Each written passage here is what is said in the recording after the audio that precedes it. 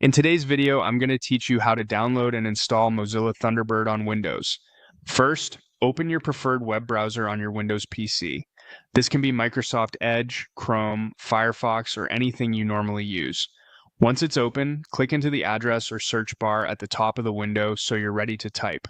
Type Thunderbird and press enter to search. You're looking for the official Thunderbird website.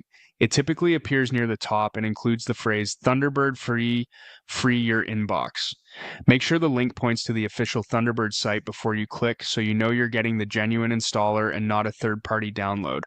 On the Thunderbird website, look for the download button. The site usually detects that you're on Windows and presents the correct version automatically.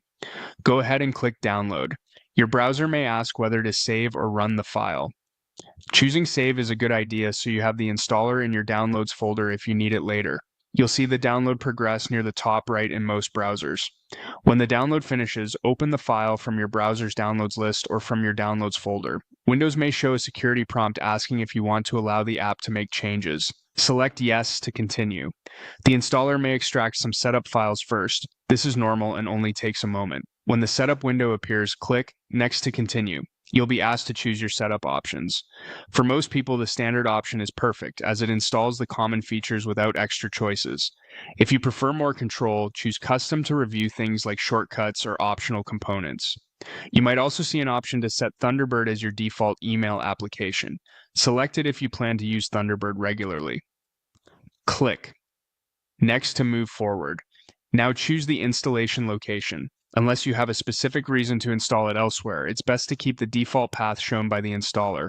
This helps avoid permission issues and makes future updates smoother. Confirm your choices and then proceed. Finally, click Finish to complete the installation. Thunderbird will finalize setup and may launch automatically. From here, the app will guide you through adding your email account when you're ready, but you can close it for now if you prefer.